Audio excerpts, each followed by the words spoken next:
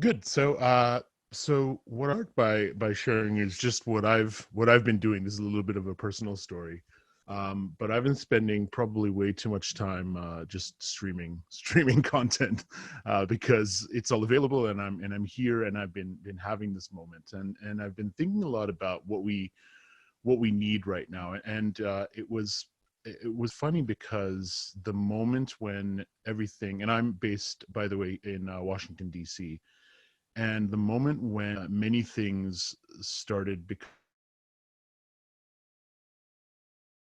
big events to be canceled. And one of the big events that became canceled was South by Southwest. And I had planned a big talk around trends, and I had a lot of friends who I see maybe once a year. I know, like, you have your gatherings, and everybody looks forward to that, right? That big moment when everyone comes together. And it's really hard because you don't get that chance. And it was hard for a lot of my friends. It was hard for a lot of us to just deal with the idea that something so big that we'd been going to year after year was not going to happen anymore. And so I started doing a virtual version of what I was going to talk about there, and I started just doing more reading, uh, listening more. That was my reaction, because for many years I've been a listener of stories, and I thought, well, this is a good time to start doing more of that, because if I can listen a little bit more, maybe I can figure out what's going on and then answer these questions that people are asking about trends and about the future and about how to get ready for it, and what to do next. And as I was doing that, I came across a video that I'd seen actually a couple of years ago, but I rewatched it. And it was from this film, which some of you might have seen, called The Greatest Showman. And it was one of these videos of the auditions before the movie had been made. And it was with the star, one of the stars of the movie, and this main song called "This Is Me." And in the clip, the director, who's sitting next to the star in this visual, was talking about the moment when she first sang the song to the rest of the crew, to everyone. And he's sharing this story about how she was behind the music stand, and uh, um, and basically when she was behind the music stand, she was really nervous, and it was really hard to get her to kind of come out from behind there, because she was just not feeling it. And there's this moment in the song, you can watch in the video actually, where she seems really nervous and she's standing behind the song. And then she kind of comes out from behind the podium. And when she finishes singing this first part of the song, she kind of turns around and she looks at the chorus and all of the people who are behind her. And she sort of raises her hand and she says, like, just, there's a guy who's about to have a solo, and she just raises her hand and she kind of says, hey, like, bring the solo, like, do it, really, in an excited way. And the guy does that, right? He stands up on his chair, he goes crazy, and you see him, like, just bringing full energy into the entire room and just, like, taking off. And from that moment, like, he's just singing, everybody else jumps in and they start singing, and then, like, you see this transformation in the whole song. And that energy takes it from, like, just this one shy person behind the podium not really sure what to do, to something different, like something amazing. And as I watched that, I was thinking, like, sometimes, like, we just need that guy, like somebody who stands on a chair at the right time and just, like, does something amazing, so that the rest of us can do something amazing. And what I loved about that video is, like, he wasn't the star of the song, like, he wasn't the guy. He was just a guy, sharing the song. And what I thought about that is, like, that's a perfect example of what we kind of need right now. We need somebody who's not going to seem like they're panicking. We need someone to sort of bring this together and say, look, it's going to be okay. So what if we had someone like that? Like, what if we could be someone like that ourselves? That's what I spend a lot of time thinking about, because I believe that the world would be better if more people were what I call non-obvious thinkers, people who don't see the world the same way as everyone else. people who can put the pieces together and kind of see what's different, and sort of help others see that too.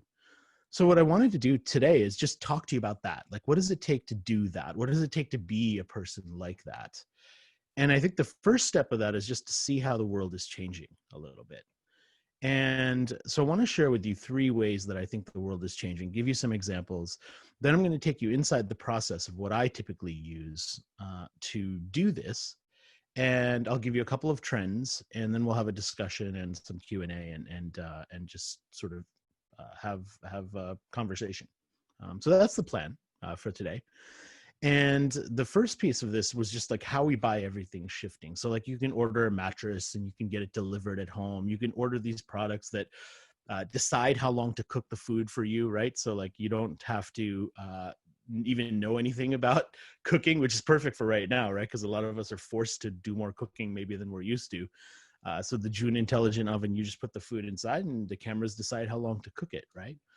Restaurants, at least over here, are turning into what had been happening for maybe 2 years now, as like ghost kitchens, which is this idea that like more restaurants will just be delivery. So they make the food and then they just deliver it, or you just go and pick it up, but there's no place to sit down anymore.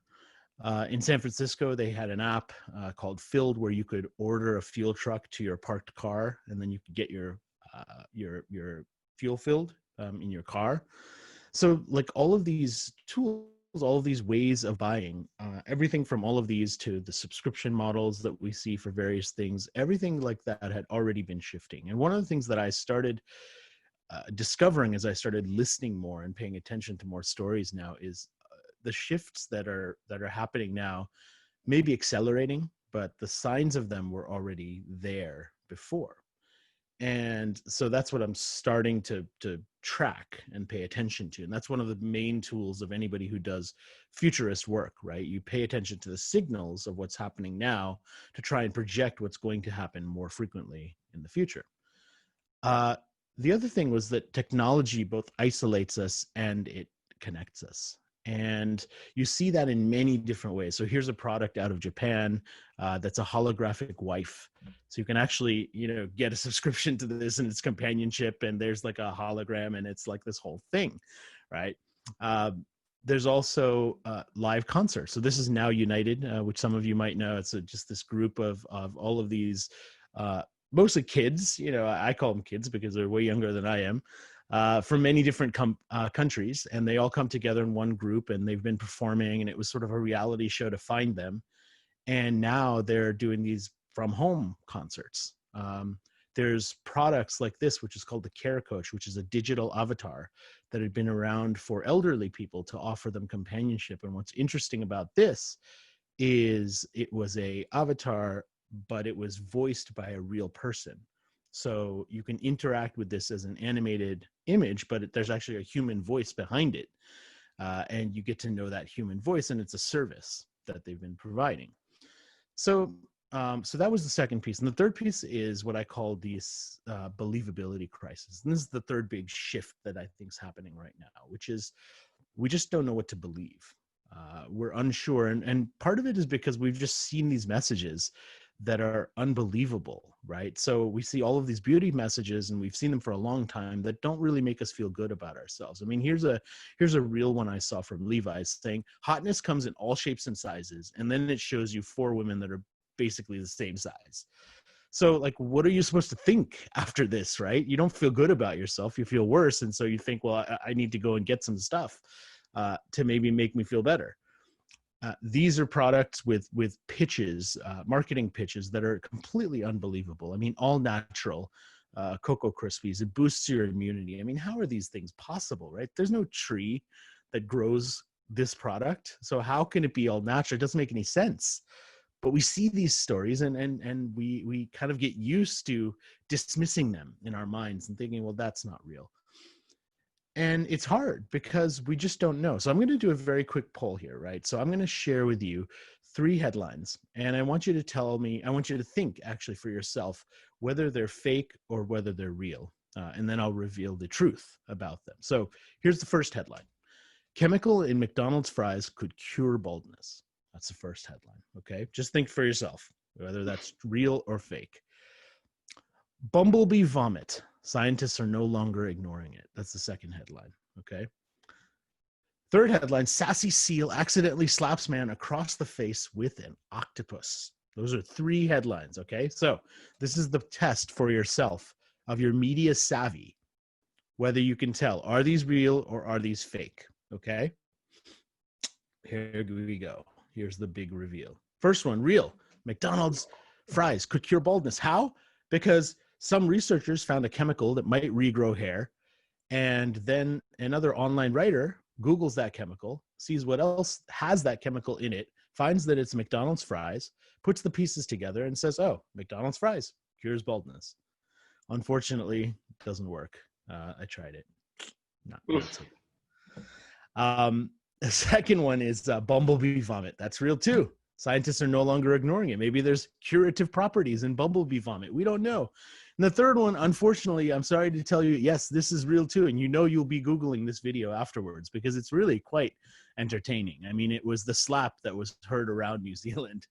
But the problem with these stories and the problem with seeing headlines like this is they just erode our faith in knowing what's real and what isn't just a little bit more, because like these ones happen to be real, but I could have picked fake stories and I could have put those in front of you and they seem equally believable as well. And so what you're seeing is all of these books, and these are just a couple of the covers of books that have been written recently that all point to the same idea. We don't know what's true. We don't know what to believe. Everyone's lying to us. We're in a post-truth society. And we're surrounded. And the big question it raises is, well, how do we decide what to pay attention to? Like, how do we know? How do we figure it out? Because this is a major challenge for all of us. And what doesn't work is paying attention to everything, like scrolling through all of the stories constantly and going through them one by one. Because the thing is, like, no matter how good we think we get at being a speed reader, at consuming everything, right?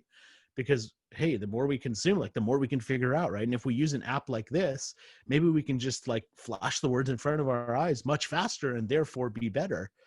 But we're eventually going to give ourselves a headache by trying to do that, because like you can't get smarter by trying to consume everything. We have this really disgusting habit here in the US that is promoted through an event, a live event. And some of you might have seen this like in movies or on TV, or maybe you've even gone to the live event, but it's like a live food eating contest where you eat as much as possible in as short a period of time as possible. And it's sponsored by this hot dog company. And if you imagine like trying to go and compete in this and eat like 50 hot dogs in a minute or whatever these guys managed to do to win, you can imagine that you wouldn't feel very good afterwards. And it's kind of what's happening to us with information. We're spending so much time trying to consume everything that at the end of it, we feel like we just ate 50 hot dogs to try and win a competition we never wanted to be part of in the first place. And we have to get around that. We have to get past trying to do that. And my solution to getting past doing that is doing a little bit more of what Isaac Asimov called be a speed understander, not a speed reader, not trying to consume everything, but a speed understander, like someone who pays attention to what's important, who spends their time in more intentional ways. Now, I know that all of you are probably already used to doing that. I mean, I did a little bit of digging. I watched a few videos with Ilma, and I read up on your website. And I know you have your creative days where you spend time trying to do that, like trying to branch out, trying to do other things, trying to look at the world in different ways. And I think that's really important. I really love that. And it's mainly important because what I've seen, if there's a single truth that I've seen in all of these things, when you put all of the pieces together, you say, well, who wins? Like, who consistently manages to do well and win? It's the people who understand people, the people who are able to understand what the motivations are behind other people, and then play to that. You see those people winning in politics, you see them winning in business, you see them winning in teams. Those are the people that win because they understand what other people around them need and they're able to deliver it. And that's partially by observation. but it also takes a couple of other things. And so I thought what I'd do is share with you the the lessons that I've learned from 10 years of doing this, of paying attention to the details and trying to put the pieces together. And with the remaining time we have, I wanted to share with you what these mindsets are, and then also share with you what the trends are that come out of them, with some stories and some stealable, actionable ideas. So that's the agenda for us for the rest of the time that we've got together. And then we'll open it up to conversation, and we'll have a chat about it. So the 5 habits, and by the way, I'm going to give you all of the slides afterwards. So I don't know if you're a screen grabber or whatever, but you don't have to. I'll give you the slides with all of these details afterwards. But the 5 habits that I've found are most transformative for any of us to be what I call a non-obvious thinker are to be observant, be curious, be elegant, be thoughtful, and be fickle. And the last one, be fickle, is the one that many people are most interested by. I mean, we kind of know what it's like to be observant. We know what being curious means, to engage our curiosity. Being thoughtful just means take time to think. Be elegant is probably, from my background, being a English literature student. That's what I studied back in school. And to me, and then I spent almost 10 years working in advertising, and both of those really teach you about the power of elegant words, because in advertising, you're choosing words very deliberately based on what you put out as ads. And in English, your literature, you're doing the same thing. But be fickle was an interesting one. And being fickle, sorry, let me reopen this. Okay, we're back. Being fickle was all about this idea that you can save an idea and move on. So you don't have to use everything in the moment. You can save the idea and move on. And so let me share with you, when it comes to these 5 habits, like, what does this look like for me? Because I've built these habits into a process, and the process allows me to put out this trend book. And every year I've put out a new version of the trend book. And I want to share with you what this looks like for me. So part of it is that I'm always looking at unusual sources. So these are just some of the unusual books that I have on my bookshelf. And you'll see that that they're not really the sorts of stuff that you would typically read. But when I read books, whether it's these books or more recent books, I'm always saving interesting ideas by using these tabs. So this is what the process looks like for me. I'm using these tabs, and by using the tabs, I'm actually allowing myself to save these interesting ideas for later. I'm also often reading magazines. So a big part of my process is reading magazines, but not just any magazines. I'm reading magazines that are not things that I would be interested in. I'm reading magazines that are not for me. So I might read Teen Vogue magazine, which is now digital, but used to be in print. And that's a magazine for 16-year-old girls, right? And I have 2 boys. I don't have any girls. So I have no reason to read Teen Vogue magazine. But when I do, I see stories that are about celebrities that I've never heard of. I see ads for products that I don't understand. I see language that maybe is unfamiliar to me. And by doing that, I give myself a chance to see someone else's world for a brief moment. And if you think about it, like, we don't get many ways or chances to do that, because what we consume, especially when we're working remotely, right? And I know most of you, or if not all of you, are working remotely. And when you're doing that, you are seeing what you see online, which has been filtered already, right? And you're pretty savvy. Everybody on this video chat is pretty savvy. So you already know that when you're Googling things, what you're seeing is based on what the algorithm knows about you. When you're seeing stories suggested to you on social media, they're based on your profile. So what you're only seeing is like this piece of the world, not the whole world. And it's really hard to break out of that algorithm. It's really tough. And the only way that I've seen to do it is to intentionally go offline, to pick up a magazine. Because when I pick up the magazine from the newsstand, it's the same magazine that someone else got who's not like me at all. And by doing that, I give myself a chance to consume something that is not algorithmically delivered to me based on what it thinks I might be interested in. And that's a pretty big thing because we don't get as many chances to do that. So read magazines, and more than that, read unfamiliar magazines, because it gives you a chance to jump into another world and broaden your perspective, which is really, really important. As I'm reading all of these things and as I'm pulling all of this together, I'm curating these ideas. And this idea of curation is a big part of how I think about trends, because curation to me is the word that most of us know from museums, right? But it's the same principle. Like if you go to a museum, any museum, anywhere in the world, they don't take every piece of art they have and put it somewhere on the wall and fill the wall and say, here's everything, right? No museum does that. What do? They choose the most interesting pieces of art that tell a story, and they tell you a story, and they have exhibits. And by doing that, they're illustrating to you that there's a bigger picture. There's something else to be paying attention to. And I think if we could learn to do that ourselves with the information we consume, to curate that information into bigger ideas for ourselves, we would get smarter. We'd be able to deliver more value. We'd probably be able to be that guy on the chair, maybe a little more often for the people that we're serving, whether it's the customers that we're working with or our colleagues that we're working with as well. So I've showed you a couple of visuals of what this process looks like for me, but I also want to take you inside what it looks like from a video perspective. And I want to show you a time-lapse video. And essentially what you're looking at here is a version of this whole process for me and what it looks like every year when I'm curating these stories together. And what you're seeing here is lots of different articles from many different sources that are being pulled together based on the theme. So whatever the theme is, whatever they fit together with, that's what's being pulled together.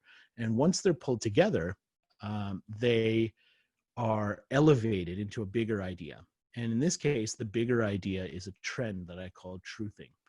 And what you're seeing is all of these come together into a trend that then eventually turns into a chapter that goes into this book. And so these trends, every year there's been 15 of these trends. And these are just a few of the trends that have come out from this report over the course of multiple years. And as I said, this has been a multi-year project for me. And so over the last 10 years, since 2011, I've done a new version of this report every year. And every year there's 15 trends, and the trends describe how the world is changing and what we should be paying attention to. And over that period of time, I've built up a large pool of readers who just read the report every year. And the first couple of years, it was an online report. Then it turned into a book, which eventually hit the Wall Street Journal bestseller list. It then got translated into, I think, 10 languages so far, and has been kind of all across the world. And last January, so just a couple of months ago, I did Non-Obvious Megatrends, which is the final edition of the book. So it's the 10th year. It's the last time I'm doing it. And you might be wondering, well, why is it the last time? Like, why not keep going? For me, it's been a 10-year journey to get to this point, and it's a lot of work every year to rewrite the same book with different trends. And I wanted to move on. The first reason is because I just wanted to move on to doing something else.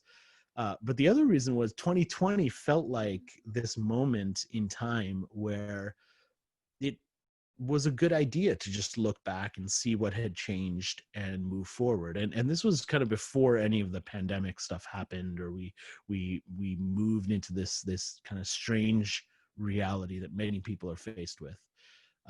But the lessons from paying attention to those signals and the trends, some of them, it's been really interesting how they've actually accelerated faster because of everything that's been happening with the disruption, with people being forced to move towards what already was going to be the future a little bit faster. And so I'm going to share a few of those. But I want to give you a visual way of looking at this process that I thought was really interesting. It was based on a photo shoot that a team of journalists did when they wrote a story about my curation method. And I teamed up with Microsoft, and they wrote this story, and they had this idea for a photo shoot. They said, we're going to bring to life this idea of you going through all this information to figure out what matters, but it's going to take some time to set up this photo shoot. And so we need you to be in on it. And I said, okay, I'm in. And so this is what we did. This was the photo shoot. This was not photoshopped. This was me actually wearing all of these post-it notes. I did learn, by the way, in this process that there's something called an extra heavy-duty post-it note that's designed for outdoor use, which is what these green ones are. So they're stickier than the usual post-it notes. Just in case you ever need to wear a post-it note suit like this is that, I have all sorts of insights on that. But it was fun, but also interesting, because what we were trying to demonstrate is that, yeah, there's a lot of stuff to pay attention to. And by the way, there I am holding one of my favorite magazines, which is the Monocle magazine, which some of you might know, which I find fascinating because it brings together interesting insights from across the world. And every year it's a pretty, every month it's a pretty thick magazine. So it takes me a lot of time to get through it. But it's really great. It's really a good magazine. So this is what the visual process looks like. If you go to my Instagram account, you'll actually see it's probably a little old now. It's a time-lapse video of this whole process of me getting covered in the post-it notes. So there's a way to see the backstory on that if you want to. But I promised you some trends. And so with the remainder of the time that we've got together, I want to share with you a couple of trends, and then I'll open it up to questions and conversation. And one of the trends, well, first of all, definition of a trend. So this is my definition of what is a trend.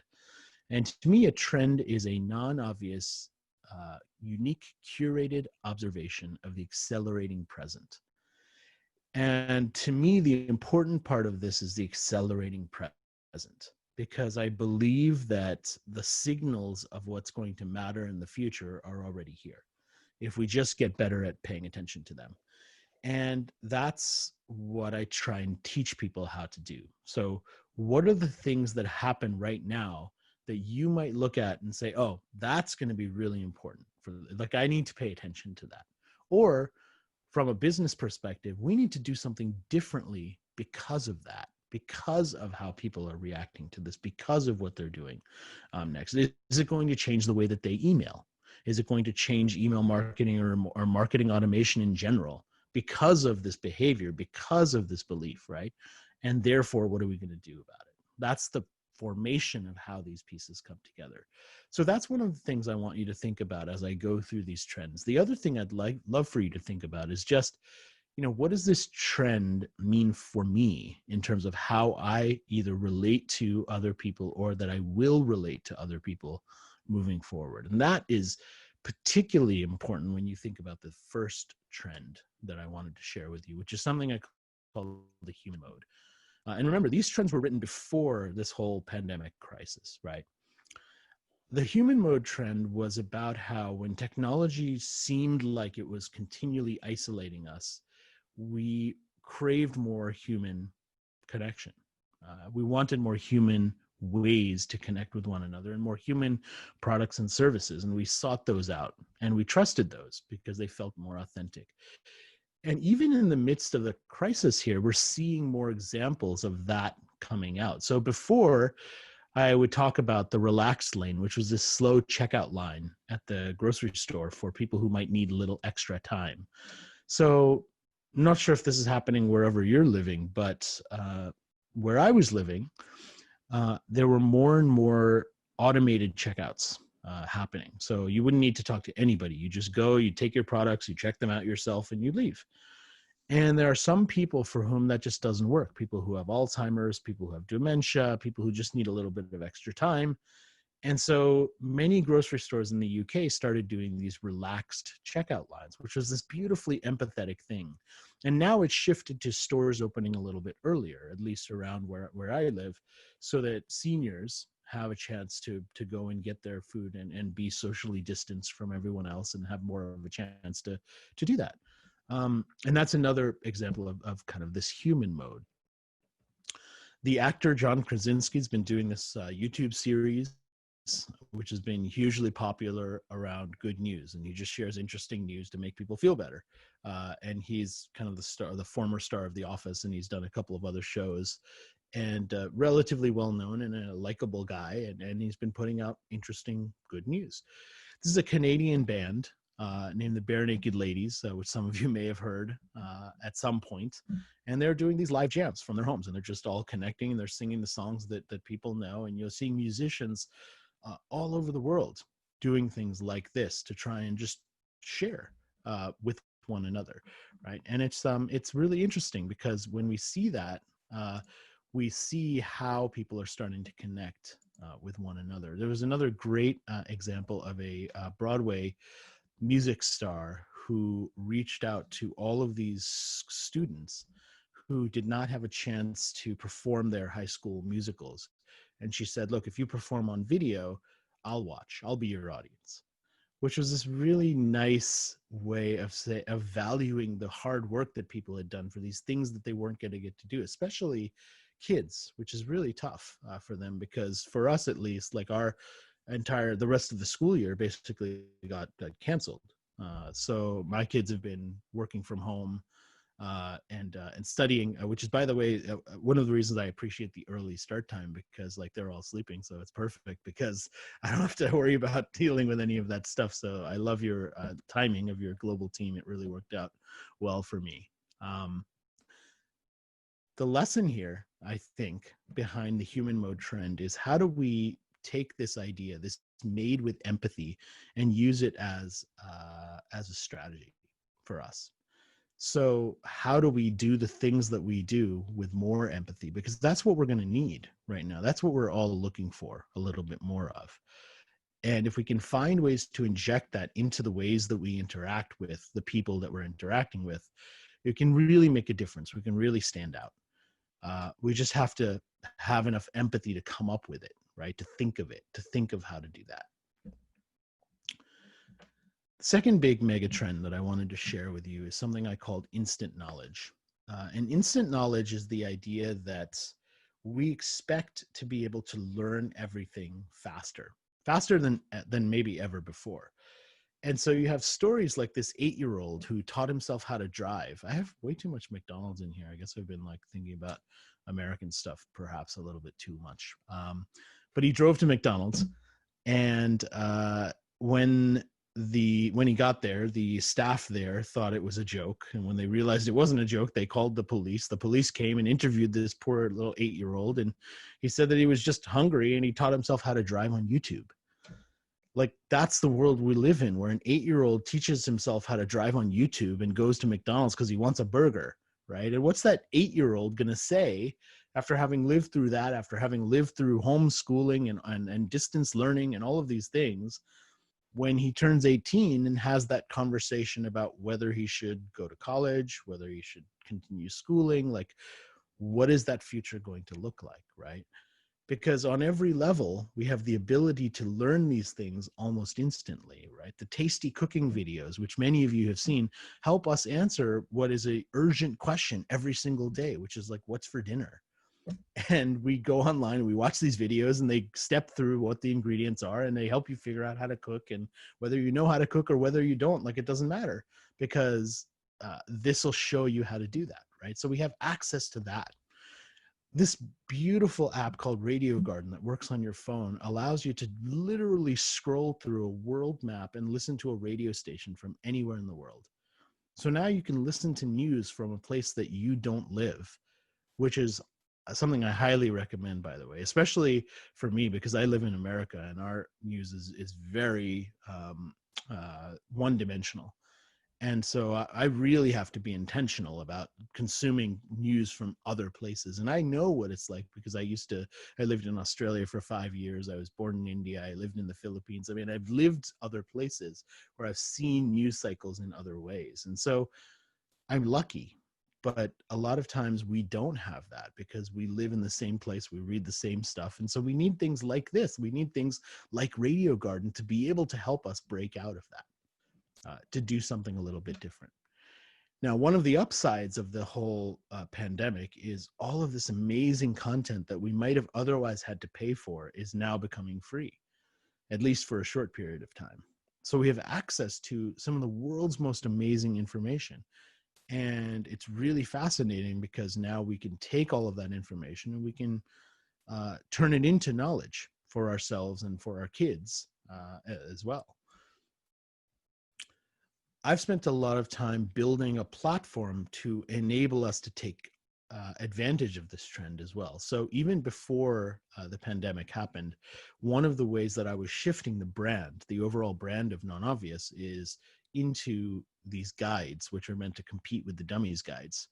So the dummies guides and the idiots guides are written for, I think, something that used to exist in the 90s, but doesn't so much exist right now, which is a large group of people that say, oh, I'm just a dummy, I don't know anything, so I'm going to pick up a 400-page book that's basically a definition of stuff. And if you pick up a dummies guide, I mean, what are they define like I picked up a dummies guide to digital marketing, and there was 3 pages defining what the internet is. I mean, seriously, like, who needs that? It's stupid, and it's for stupidity.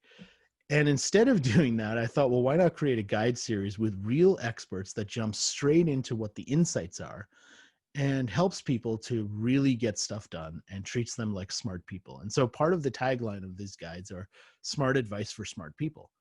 And on the flip side, it says that they're like having coffee with an expert. So that's the tagline, like having coffee with an expert.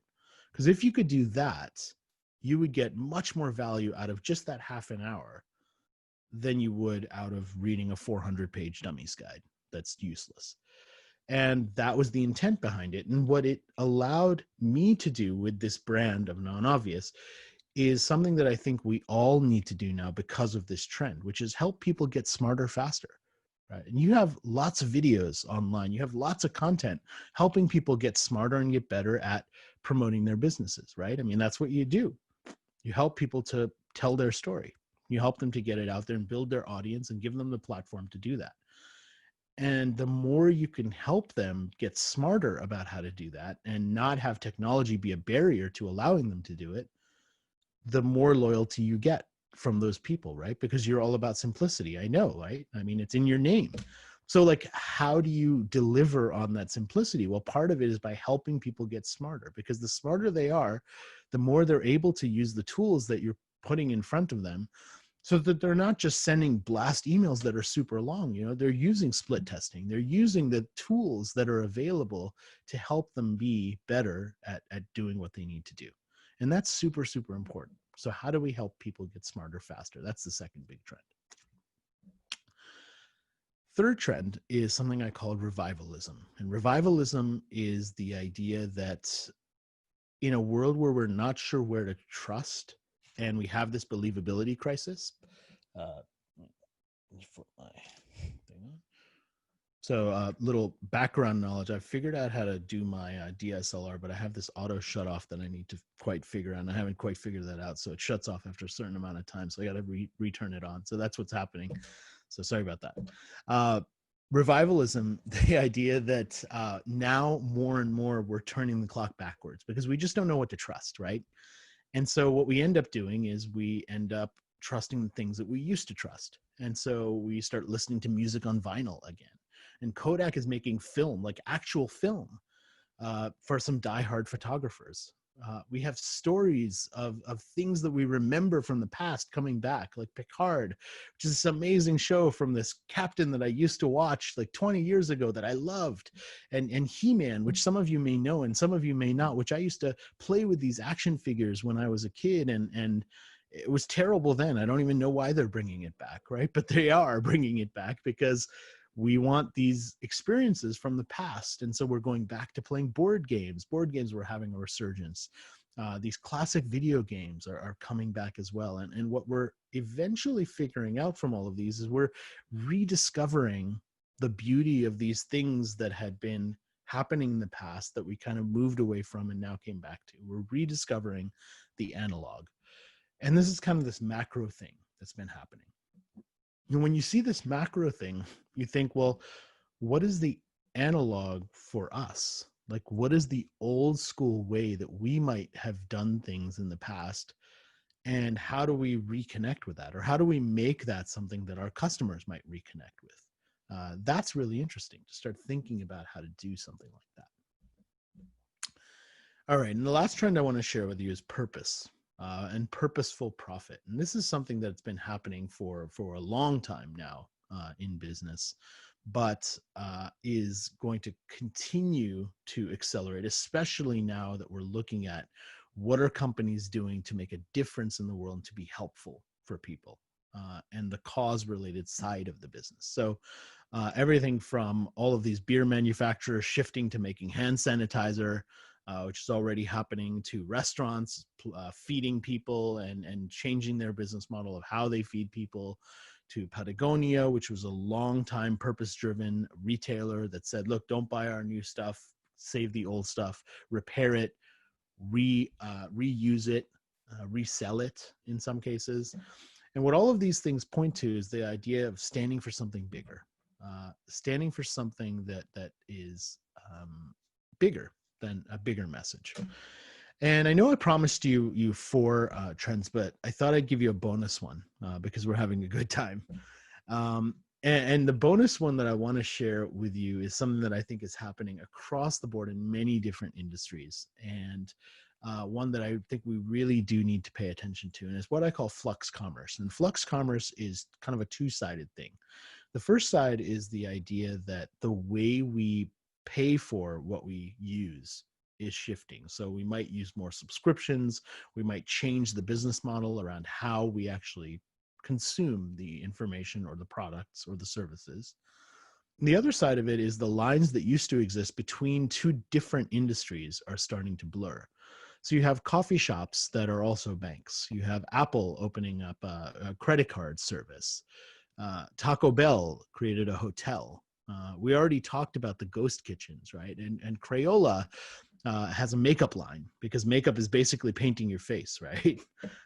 And all of this disruption, like what it's caused us to have to do is think about, how are we going to do this intentionally for ourselves? Like, how are we going to disrupt our business and how we work and change it to something that is going to work for us and allow us to be better prepared for the future, to allow us to be what Isaac Asimov called a speed understander instead of a speed reader. And I believe this is really the big key. Like, if we can be speed understanders, if we can be the ones that take all of these things that are out there, all of these stories, all of these confusing distractions, and put those pieces together, curate them into what we should be paying attention to, and then share them with the people who are listening to us to help them get smarter, to help them do better things, we can really put ourselves in a position of being invaluable, of being experts, of being that guy who stands on that chair and helps everybody else to be better. And I think we can do that. I think that non-obvious thinkers do that. That's what the whole idea of non-obvious is about. And that's what I hope that some of these ideas allow you to do.